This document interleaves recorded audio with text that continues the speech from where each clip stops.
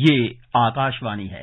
विशेष कार्यक्रम के अंतर्गत प्रस्तुत है कोरोना जागरूकता और स्वास्थ्य एवं कल्याण पर आधारित श्रृंखला, जिसे प्रस्तुत कर रहे हैं आकाशवाणी संवाददाता आनंद श्रीवास्तव। इस कार्यक्रम में आमंत्रित स्वास्थ्य विशेषज्ञ हैं राम मनोहर लोहिया अस्पताल के पूर्व कंसल्टेंट डॉक्टर A.K. वार्ष्णेय। नमस्कार। भारत में इन दिनों त्योहारों का मौसम चल रहा है। कल देश के ज्यादातर हिस्सों में रक्षाबंधन है और ऐसे में बहन अपने भाई के घर जाएंगे या भाई अपने बहन के घर आएंगे। एक सवाल यहां पर खड़ा होता है कि क्या यहां पर कोरोना प्रोटोकॉल का पालन किया जाएगा? क्योंकि जो हमारा पिछला अनुभव रहा है वो यही कहता है कि जब भी त्योहार इस देश में आते हैं तो कोरोना के मामले बेतहाशा ढंग से बढ़ जाते हैं। इस बार जब कोरोना के मामले पिछले 10-15 दिनों से दोबारा देश के अलग अलग हिस्सों में बढ़ने लगे हैं तो इस बात की चिंता बढ़ गई है कि क्या होगा। क्या इस बार भी त्योहारों के बाद मामले बहुत ज्यादा बढ़ जाएंगे? क्या कोई नई लहर आ सकती है?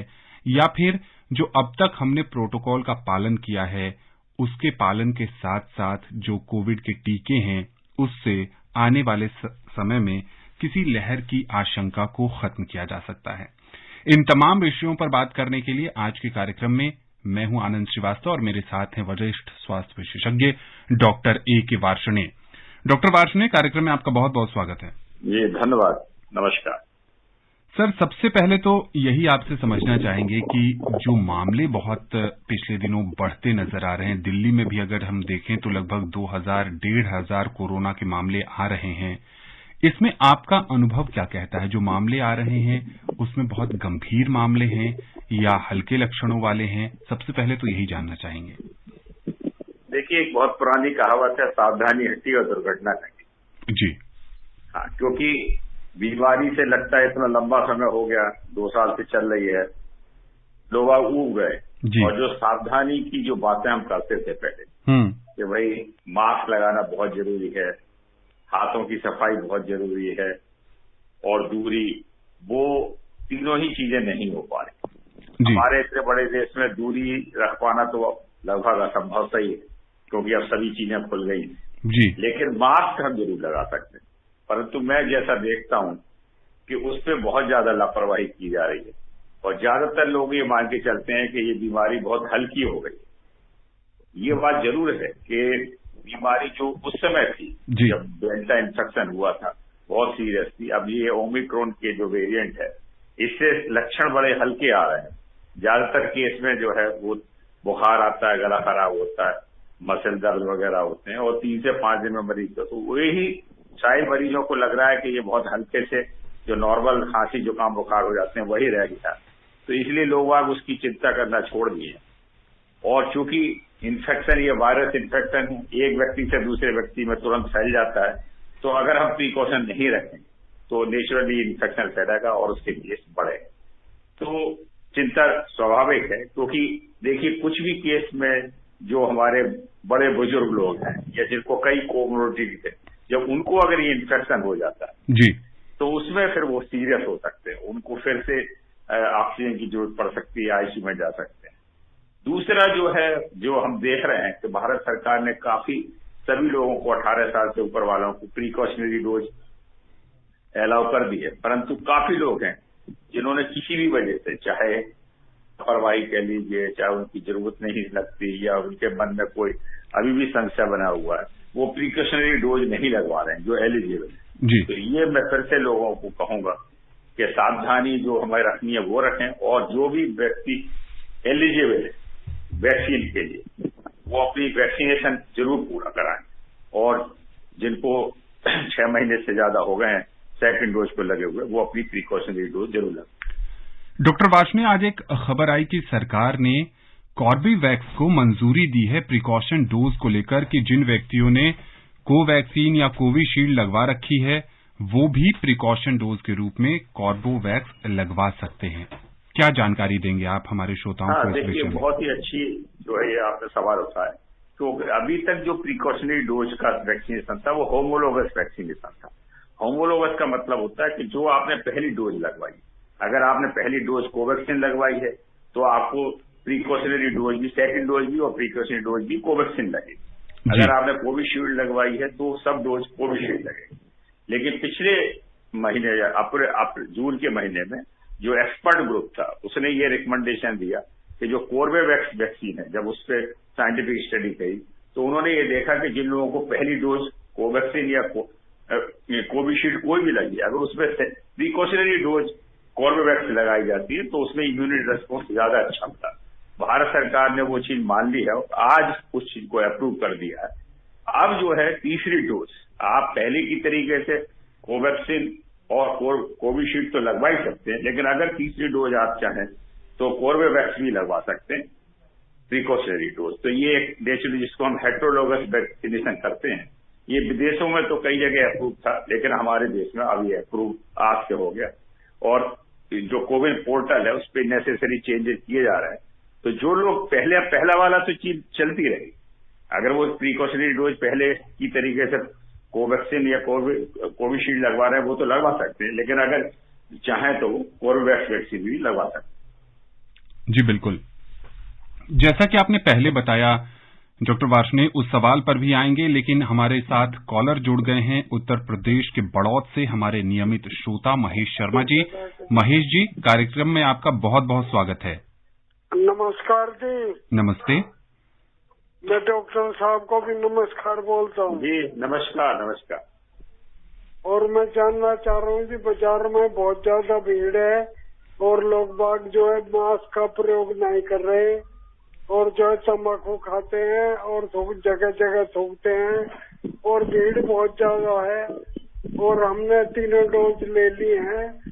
अब ये बताइए हमें आगे सुरक्षा क्या करनी है और जो है आपके आशीर्वाद से हम जो है सुरक्षित है और आपकी बताई बातों का पूर्ण रूप से पालन कर रहे हैं। जी डॉक्टर साहब, देखिए बहुत ही अच्छी बात है, अगर सभी व्यक्ति इस तरीके से जागरूक हों तो ये बहुत ही हमारे देश में समस्या हट जाए। परंतु फिर भी मैं ये कहता हूँ कि जो लोग भी हैं वो अपने को तो सुरक्षित रखें, दूसरों को भी मतलब आवश्यक सलाह दें, लेकिन अगर वो दूसरे नहीं मानते तो अपने लिए जरूर रखें। अगर बहुत आवश्यक ना हो तो भीड़ वाले इलाकों से बचें। अगर जाना भी पड़ता है तो फिर मास्क जरूर कम से कम अपना मास्क जरूर लगा के रखें और उसको जब तक आप घर तक आते हैं बाहर से तब तक मास्क लगाए रखें और जो मास्क को प्रॉपर तरीके से जैसे डिस्पोजल करना है वो करें। अपने अगर हाथों और मुंह को, अपने हाथों को गंदे को अपने मुंह और नाक पे ना लगाएं, अच्छी तरीके से वॉश करें। अपने साथ जैसे पहले हम कहते थे कि भाई एल्कोहल बेस्ड स्टेरिलाइजर रख लें अपने साथ, अगर वहां पे पानी या कोई साबुन की सुविधा नहीं है हाथ धोने के लिए तो उसका इस्तेमाल कर सकते हैं। और अगर वैक्सीनेशन जिन लोगों ने, मैं फिर बार बार कहता हूं कि अपना वैक्सीनेशन कंप्लीट नहीं किया वो अपना करें और दूसरे लोगों को भी ये सलाह दें, जहां पे भी मिलते हैं उनको भी कहिए कि साहब आप भी मास्क लगा के रखिए जब हम सामाजिक जगह पे हों, चाहे वो हमारे प्राइवेट फंक्शन हो या पब्लिक फंक्शन हो। तो इसी तरीके से हम इस वायरस को रोक सकते हैं, क्योंकि वायरस देखिए अब एक तरीके से एंडेमिक हो गया तो इसको पूरी तरीके से खत्म कर पाना शायद पॉसिबल ना हो, परंतु इसकी रोकथाम की जा सकती। जी बिल्कुल। बिहार के पूर्णिया से हमारे साथ एक और कॉलर जुड़ गए हैं, मोहम्मद मजहर। मजहर जी, आपका बहुत बहुत स्वागत है। हाँ नमस्कार सर। नमस्ते। और डॉक्टर साहब को भी नमस्कार। जी नमस्कार सर, मेरा 2 सवाल है। जैसे मैंने 3 डोज लगवा चुका हूँ तो कोर्बेवैक्सीन हम लगा सकते हैं या नहीं? और मेरा दूसरा सवाल ये है कि किसी ने अगर क्या कहता है कि कोविशील्ड या कोवैक्सीन ही लगाया तो कोर्बेवैक्सीन और कोविशील्ड और क्या कहता है कोवैक्सीन में क्या फर्क है? हाँ देखिए वही चीज है कि ये सब देखिए डिफरेंट वैक्सीन है। तो पहले जो स्टडी चूंकि लगातार चलती रहती है, जब हमने पहली वैक्सीन कोई भी लगाई है, ज्यादातर केस में कहते हैं कि उसी तरीके की हम सेकेंड डोज या आगे की जो डोज होते हैं बूस्टर डोज या प्रिकॉशनरी डोज वही लगाते हैं। लेकिन जब बाहर कुछ स्टडी की गई, फिर हमारे देश में भी स्टडी की गई, तो इसमें ये पाया गया कि जिन लोगों को पहली डोज कोवैक्सीन या कोविशील्ड लगी है उनको जब वो कोर्बेवैक्स वैक्सीन दी गई तो उसमें इम्यून रेस्पॉन्स ज्यादा अच्छा बना, एंटीबॉडी ज्यादा अच्छी बनी और उस सलाह को जो है अब भारत सरकार ने मान लिया है। तो अब जो तीसरी डोज है प्रिकॉशनरी डोज वो लोग लगवा सकते हैं जिनको पहली और दूसरी डोज कोई सी भी लगी हो, चाहे कोवैक्सीन लगी हो या कोविशील्ड लगे। लेकिन फिर मैं ये कहूंगा कि केवल कोर्बेवैक्स ही अप्रूव हुई है एज ए प्रिकॉशनरी डोज। ये नहीं है कि अगर आपने कोवैक्सीन लगवाई है तो आप कोविशील्ड लगवा लेंगे, या कोविशील्ड लगवाई है तो कोवैक्सीन लगवा लेंगे। केवल कोर्बेवैक्स ही बूस्टर डोज या प्रिकॉशनरी डोज की तरीके से लगवा सकते हैं, और पुरानी जो लग रही थी वो तो लगती रहेंगी। अगर आपके मन में कोई संशय है तो जिन्होंने कोवैक्सीन लगवाई है वो अपनी प्रिकॉशनरी डोज कोवैक्सीन लगवाएं, जिन्होंने कोविशील्ड लगवाई है वो कोविशील्ड लगवाएं। लेकिन एडिशनल ये एक चीज आज से भारत सरकार ने अप्रूव कर दी, तो ये रिस्पॉन्स अच्छा पाया। ये साइंटिफिक स्टडी पर बेस्ड है और इसके कोई साइड इफेक्ट नहीं है, तो इसलिए ये लगवाया जा सकता है। जी हाँ, बिल्कुल ये लगवाया जा सकता है। कार्यक्रम में बढ़ते हैं आगे और चलते हैं उत्तर प्रदेश के बलरामपुर, जहां से हमारे साथ एक और नियमित श्रोता जुड़ रही हैं, रिंकी तिवारी। रिंकी जी, आपका बहुत बहुत स्वागत है। स्वागत के लिए बहुत बहुत धन्यवाद। नवीन से आनंद से नमस्ते। नमस्कार। और आपके साथ एक सर थे, उन्हें मेरा नमस्ते। सर मेरा प्रश्न ये है, हेलो। हाँ जी, अपना सवाल पूछिए। हाँ सर, मेरा प्रश्न ये है कि जब हमारे यहाँ फर्स्ट वायरस आया तब कोई हमारी वैक्सीन या कोई ऐसी चीजें नहीं बनी थी। सेकेंड आया तो वैक्सीन बनने की शुरुआत हुई, फिर उसके बाद में हम लोगों को वैक्सीन लगने लगी। जब तीसरा आया तो उसके बाद में जब वैक्सीन बूस्टर डोज आई तो पता चला कि हमारी इम्यूनिटी कमजोर हुई उसकी वजह से। क्या आप जब चौथी आई है इसके बाद में क्या हमें जब ये इम्यूनिटी खत्म होगी तो हमें 4 वाली जो वैक्सीन भी लगवानी पड़ेगी, आएगी हमारे देश में या फिर नहीं? जी डॉक्टर साहब। हाँ, इनका सवाल मैं पूरी तरीके से समझ नहीं पाया, क्या कह रहे हैं जी? ये कह रही हैं कि पहले जब हमारी इम्यूनिटी कमजोर हुई, कोरोना का प्रभाव पड़ा, तो हमें कोविड के टीके लगाए गए, पहली डोज दूसरी डोज। उसके बाद जब दूसरी डोज का असर कम होने लगा तो प्रिकॉशन डोज की शुरुआत की गई। अगर भविष्य में कोई चौथी लहर आती है तो क्या कोरोना का चौथा टीका भी इस देश में आएगा? हाँ, देखिए बहुत ही अच्छा सवाल इन्होंने किया कि देखिए जो इम्यून रेस्पॉन्स है हमारी बॉडी का, चाहे वो नेचुरल इन्फेक्शन से हो, वैक्सीनेशन से होता है, वो हर बीमारी के लिए अलग तरीके का होता है। कई बीमारियों में ऐसा होता है कि हम जब एक वैक्सीन लगाते हैं तो वो हमारे लिए कई सालों तक या लाइफ लॉन्ग भी काम करती है। कईयों में हमें वैक्सीन जो है हर साल देते रहते हैं। इसका मैं एक उदाहरण देना चाहूंगा, इन्फ्लुएंजा वैक्सीन, जो कि इसके लगभग काफी क्लोज है। वो भी रेस्पिरेटरी वायरस होता है और उसकी हर साल जो है वैक्सीन अक्टूबर नवंबर में नया बैच आता है और हर साल जो है उसकी वैक्सीन बूस्टर डोज देनी होती है। तो इसी तरीके से ये वैक्सीन, ये बीमारी है, इसमें अभी तक की स्टडी में ये पाया गया कि ज्यादातर केस में जो है इम्यूनिटी है वो हमारी 6 से 9 महीने के बाद कमजोर पड़ने लगती है। जब वो इम्यूनिटी कमजोर हो जाती है तो उसमें जो है हमें इन्फेक्शन होने का खतरा बढ़ जाता है। तो इसलिए ये बूस्टर डोज अभी अप्रूव की गई है, जो कि पहले जो है 9 महीने पे अप्रूव की गई थी, अब उसकी समय पीरियड घटा के 6 महीने कर दिया गया। साइंटिफिक स्टडी देखिए लगातार चलती रहती है और लगातार स्टडी के बाद जो भी रिजल्ट आते हैं उसके हिसाब से हमें जो साइंटिस्ट लोग हैं उसके हिसाब से बताते हैं कि कब बूस्टर चाहिए। तो ये पॉसिबल हो सकता है कि ये बूस्टर हमें हो सकता है हर साल ही चाहिए हो, लेकिन ये अभी भविष्य के गर्त में छपा है। आगे जैसे जैसे स्टडी आएंगी, जैसे जैसे हमारी नॉलेज बढ़ती चली जाएगी, उसी तरीके से इन सवालों के जवाब आएंगे और उसी तरीके से साइंटिफिक कम्युनिटी और जो सरकारें हैं वो निर्णय लेती है। राजधानी दिल्ली से हमारे साथ जुड़ रहे हैं धर्मवीर। कार्यक्रम में आपका बहुत बहुत स्वागत है। आनंद जी नमस्कार। नमस्ते। मैं धर्मवीर गांधीनगर दिल्ली से बोल रहा हूँ जी। डॉक्टर नमस्कार। जी नमस्कार। डॉक्टर साहब, जैसे पहले जो कोरोना वायरस आया था वो बताते थे कि मुंह के रास्ते, नाक के रास्ते, आंख के रास्ते जैसे भी शरीर में प्रवेश करता था। अब ये मंकी पॉक्स जो है, ये दाने इसके शरीर के होते हैं, इसके दाने में जो पानी निकलता है, क्या ये वो टच होने से वायरस इसका दूसरे को इन्फेक्शन फैलता है? क्योंकि आप बता रहे हैं कि मास्क पहनना अभी भी जरूरी है, तो नाक मुंह तो बचा लिया हमने, तो दाने का जो पानी जो निकला शरीर से, तो ये दूसरे को टच होता है, तो इससे भी जो वायरस का क्या नुकसान है, क्या जो इन्फेक्शन फैलने का डर है?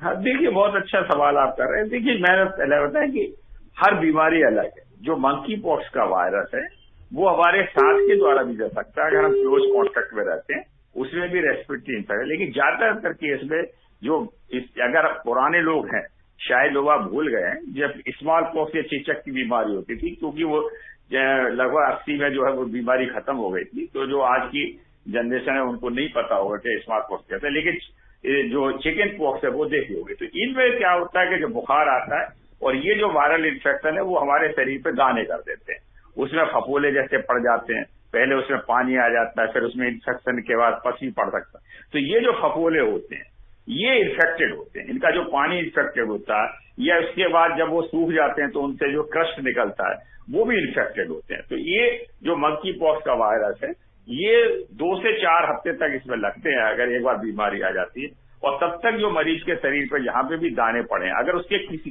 क्लोज कॉन्टेक्ट में कोई आता है, उसके द्वारा इस्तेमाल करी हुई कोई भी चीज, बिस्तर है, कोई भी चीज है, उसको छूता है, मरीज को छूता है, तो उससे इन्फेक्शन होने का डर रहता है, या उसके काफी क्लोज होता है, उसको किसिंग करता है या उसके साथ जो है फिजिकल रिलेशन रखता है, तो वो इसको इन्फेक्शन हो सकता है। तो ऐसे केस में जिनको मंकी पॉक्स है पूरी तरीके से मरीज को आइसोलेट करना है, और जो बाकी लोग हैं वो अच्छी तरीके से ग्लव्स वगैरह पहन के, मास्क वगैरह पहन के अगर उसकी सेवा करना है तो उनके पास जाना है।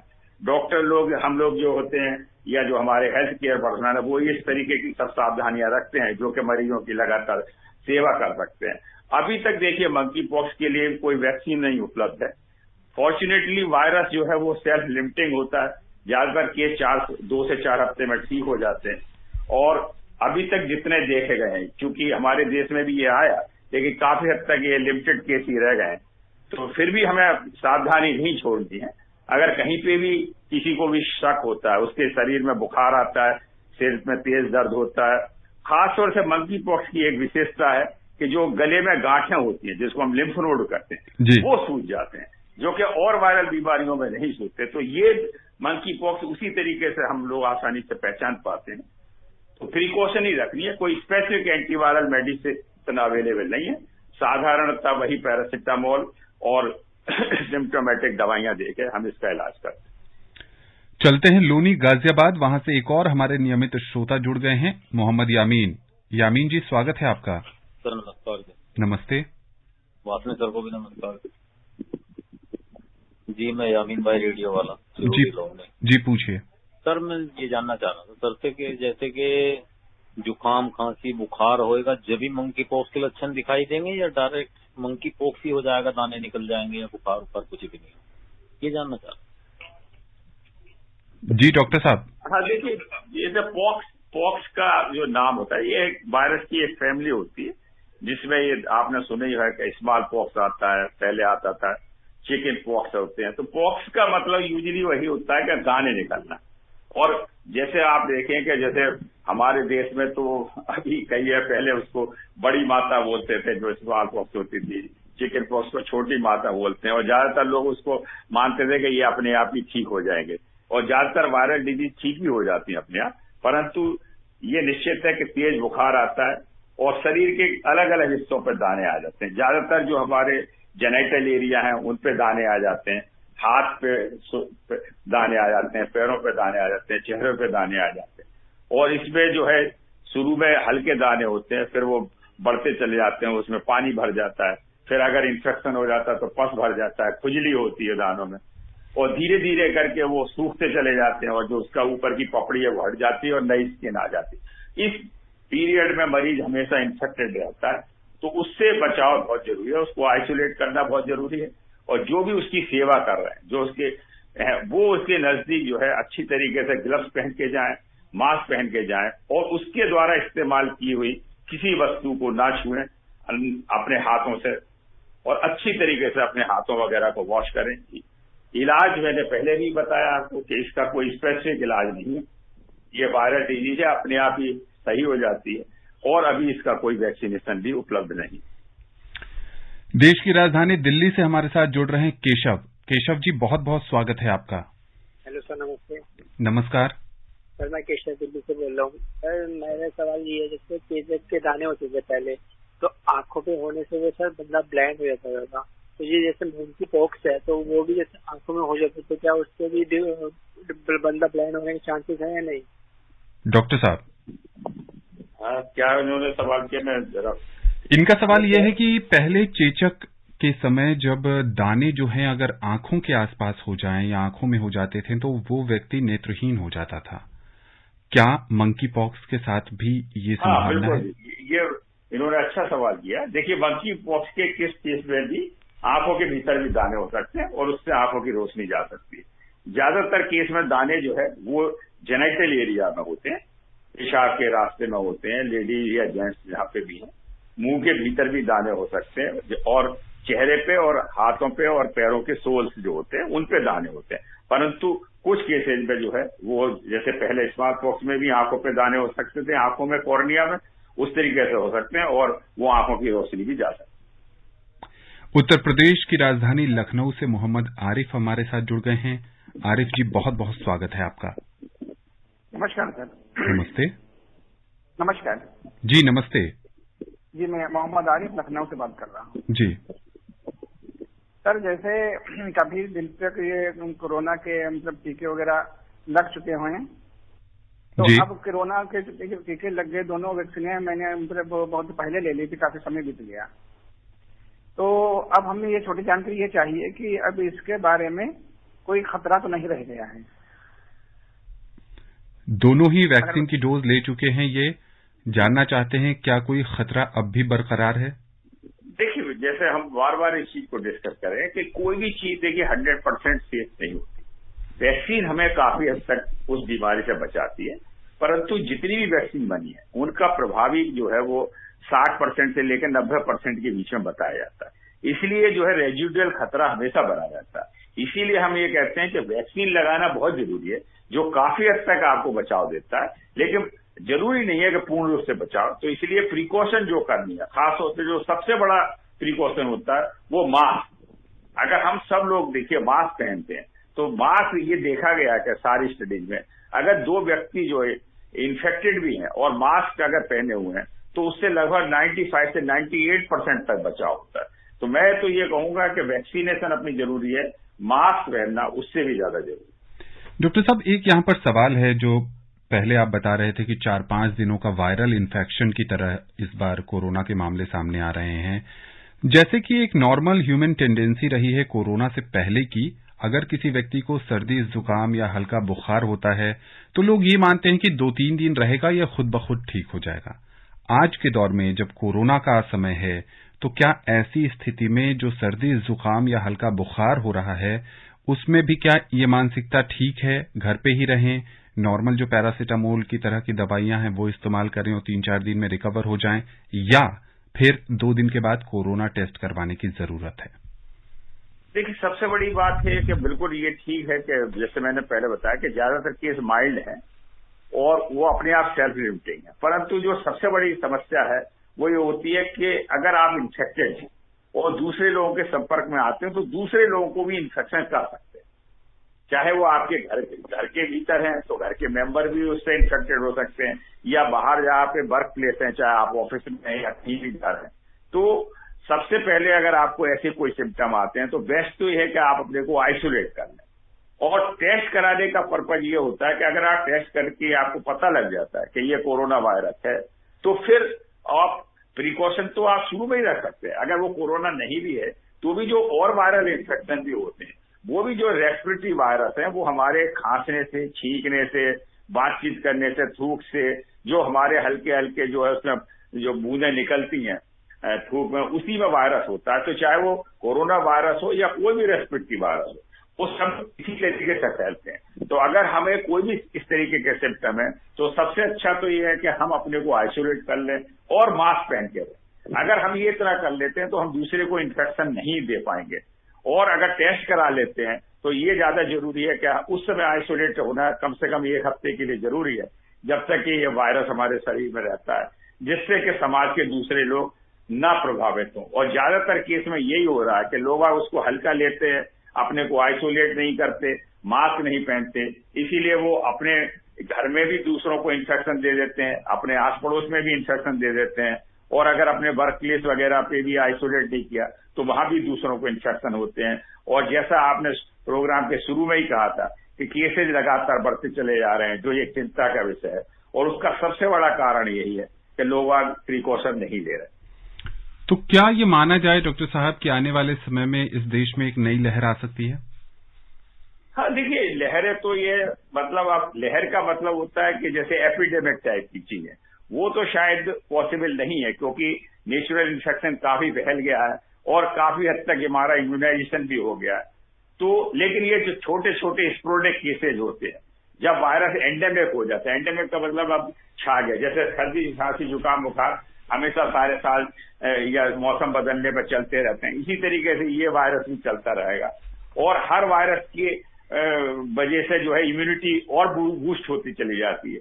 तो लहर उस सेंस में जहां लाखों लोग एक साथ बीमार पड़ रहे थे, उनकी तबीयत खराब हो रही थी, अस्पताल भर गए थे, वहां पे जगह नहीं मिल रही थी, वो स्टेज तो मेरे ख्याल में नहीं आ सकती, परंतु स्पोरेडिक केसेज हमेशा चलते रहेंगे और उनको रोकने के लिए भी ये जरूरी है कि हम रोकथाम के जो उपाय, और खासतौर से मैं कहूंगा जब तक ये वायरस हमारे बीच मौजूद है, मास्क को कभी ना छोड़ें। मास्क जब भी हम पब्लिक प्लेस पर जाएं, घर से बाहर निकलें तो मास्क लगा के रहें। जहां पे भी हम पब्लिक प्लेस पर काम कर रहे हैं, मास्क हमेशा इस्तेमाल करें और घर पे जब हम आते हैं तो मास्क को प्रॉपर तरीके से डिस्पोजल करें। घर के भीतर आपको मास्क लगाने की जरूरत नहीं है अगर सब लोग स्वस्थ। डॉक्टर साहब, चलते चलते अंत में क्या संदेश देंगे? कल देश भर में रक्षाबंधन का पावन त्योहार है, बहनें भाइयों के यहाँ जाएंगी, भाई बहन के यहाँ जाएंगे, ऐसे में कैसे कोविड प्रोटोकॉल का पालन किया जाए? हाँ, देखिए त्योहार है, खुशी का पर्व है, सब लोग अच्छी तरीके से मनाएं, अपने घर में जाएं और ये सुनिश्चित कर लें कि भाई आप जिस रिश्तेदार के यहाँ जा रहे हैं उनको कोई इन्फेक्शन तो नहीं है या आपको कोई इन्फेक्शन नहीं। अगर अनफॉर्चुनेटली किसी को भी कोई इन्फेक्शन है तो फिर वो अवॉइड करें, अगर नहीं है तो ये खुशी का पर्व है, आपस में जाएं मिलें। हाँ, पब्लिक प्लेसेज वगैरह में जहाँ पे चूंकि हमें ये पता कर पाना बड़ा मुश्किल है कि किसको इन्फेक्शन है नहीं, वहां पे अवॉइड कर सके तो अच्छा है। घर में या अपने रिश्तेदार में तो हम पता कर सकते हैं कि सब स्वस्थ हैं, किसी को कोई बीमारी नहीं है, कोई रेस्पिरेटरी सिम्टम नहीं है, तो जरूर एक दूसरे से मिल सकते हैं और उस पर्व को उत्साहपूर्वक मना सकते हैं और उसका पूरा आनंद ले सकते हैं।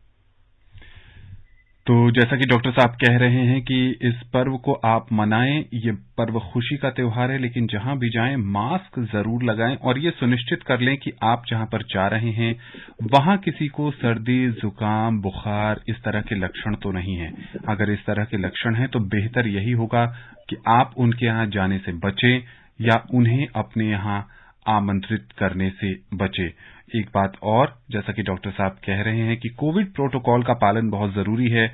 हम में से बहुत सारे लोगों को ये लगने लगा है कि अब मास्क का दौर चला गया। ये बात समझने की है कि मास्क कोई फैशन नहीं है जो बदलते मौसम के साथ या बदलते साल के साथ समाप्त हो जाता है। जब तक ये महामारी है तब तक हमें मास्क लगाना है। डॉक्टर साहब, आकाशवाणी के इस कार्यक्रम से जुड़ने के लिए और विशेषज्ञ राय साझा करने के लिए आपका बहुत बहुत आभार। धन्यवाद, नमस्कार। तो एक बात तो तय है कि कोविड प्रोटोकॉल का पालन आज भी उतना ही जरूरी है जैसा कि कोरोना के शुरुआती दौर में था। हम थोड़े से लापरवाह हो गए हैं, हम में थोड़ी सी ऊब की भावना आ गई है कि हम कितने दिनों तक कोविड प्रोटोकॉल का पालन करेंगे। हम शायद ये भी देखते हैं कि हमारे आसपास के लोग अब मास्क नहीं पहनते हैं। हम जहां भी जाते हैं लोग मास्क को अवॉइड कर रहे हैं, तो हम क्यों पहने? ऐसी मानसिकता से बचिए। अगर उन्हें बीमारी होगी तो उसका वो स्वयं उपचार करेंगे, उसके दर्द कष्ट को वो स्वयं सहेंगे, आप नहीं सहेंगे। इसलिए आप अपने जीवन को बेहतर बनाएं, आप दूसरों को प्रेरित करें मास्क पहनने के लिए, अपने आसपास ये जागरूकता फैलाएं कि कोरोना के मामले दोबारा बढ़ रहे हैं और ये तभी संयमित होंगे, तभी स्थिर होंगे जब हम सब मिलकर कोविड प्रोटोकॉल का पालन करेंगे। प्रिकॉशन डोज भी जरूर लें। स्वस्थ रहें, खुशहाल रहें और संक्रमण से बचे रहें। नमस्कार। अभी आप सुन रहे थे कोरोना जागरूकता और स्वास्थ्य एवं कल्याण पर आधारित श्रृंखला, जिसे प्रस्तुत कर रहे थे आकाशवाणी संवाददाता आनंद श्रीवास्तव। इस कार्यक्रम में आमंत्रित स्वास्थ्य विशेषज्ञ थे डॉक्टर राम मनोहर लोहिया अस्पताल के पूर्व कंसल्टेंट डॉक्टर A.K. वार्ष्णेय। ये कार्यक्रम आकाशवाणी के समाचार सेवा प्रभाग द्वारा प्रस्तुत किया गया। इसे आप हमारे mobile app news on AIR और YouTube channel news on AIR official पर भी सुन सकते हैं। इस कार्यक्रम के संबंध में अपनी प्रतिक्रिया आप हमें ईमेल कर सकते हैं। पता है airnsdtalks@gmail.com। ये कार्यक्रम फिर से सुनने के लिए लॉग ऑन करें हमारी वेबसाइट newsonair.nic.in।